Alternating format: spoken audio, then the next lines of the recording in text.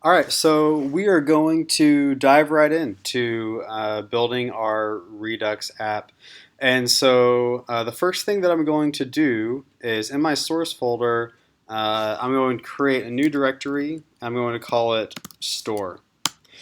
And inside of that store, I will build what we call reducers. And so that's kind of where our global state will live. And so the first thing we'll do is I'm going to create a file and just call it index.js inside of our store directory.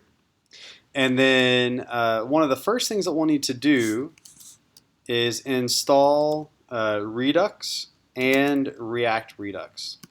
So let me go ahead and do that.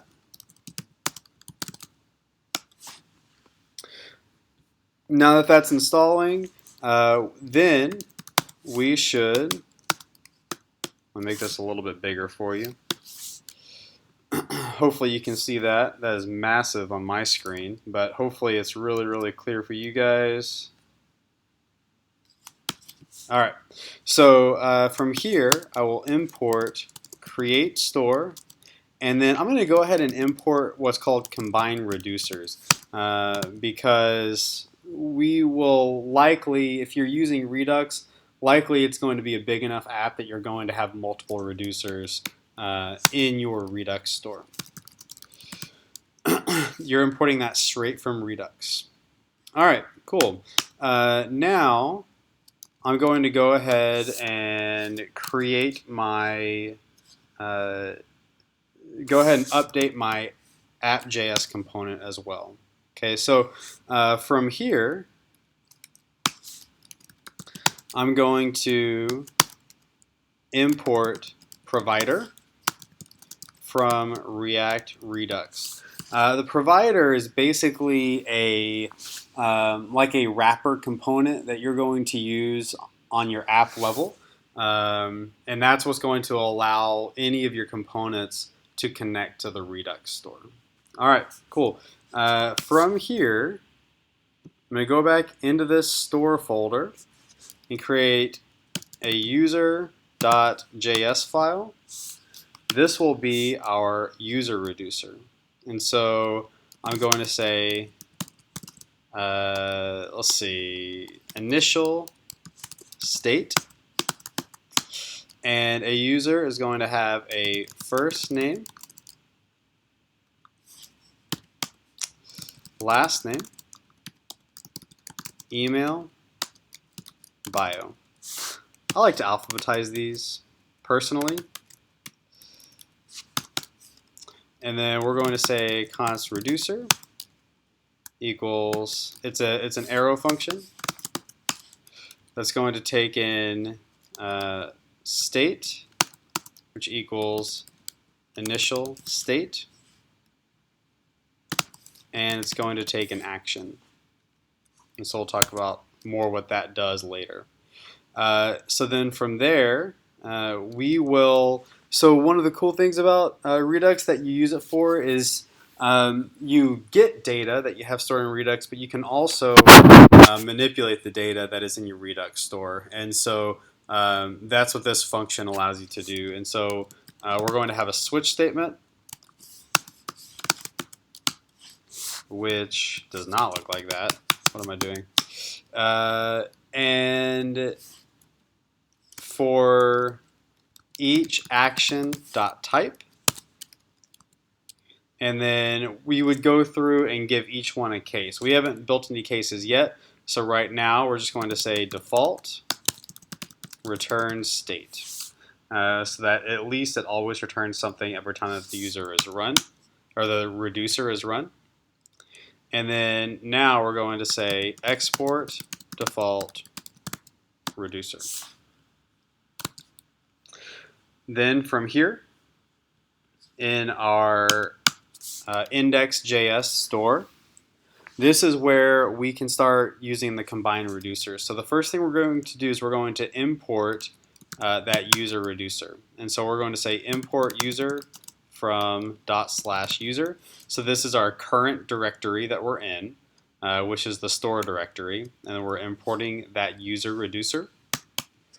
And then here, I'm going to say const reducer equals, and now I'm going to use combine reducers, which is a method off of this Redux library. And that takes an object. And then that object, we're going to just call this user. And then from there, we're going to say const store equals create store. And so that's actually initializing the store that we're going to use. And it takes at least one argument, which is reducer. But then one thing that you want to have in here, if you want to use like Chrome's Redux dev tools, you're going to need this line of code that I always just go and copy and paste. I always just go and find it. It is right here. You're going to want to copy and paste this line of code into your store as the second argument. And that's going to allow you to kind of inspect your store as you're building your app. Not necessarily something you'd want to have in production, but it's a good thing for sure to have as you are developing. So this should be about ready to go. You know, I'm actually going to call this users instead of user. Actually, user reducer is what I'm going to call it.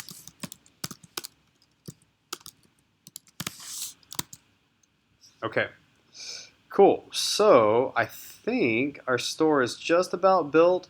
Now I'm going to go back over to our app component. I need to import this store.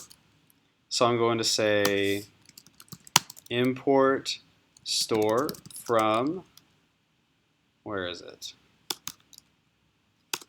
Up one directory into store. And because it's the index.js file, I can just do that. If you just pass in a directory, it will automatically look for your index file. And so that's all I have to do to import the store. And then now, all I need to do is wrap my app in this provider. And so I'm going to say provider, and then it takes a prop of store where I pass in the store that I imported.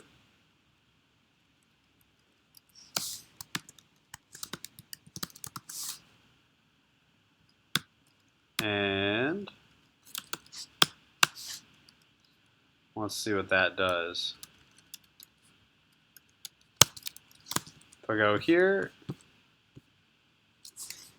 and inspect, I may not have anything just yet in Redux. I do, there it is. So there's that user reducer that we've built. And so you can see right now I've got empty strings for these properties.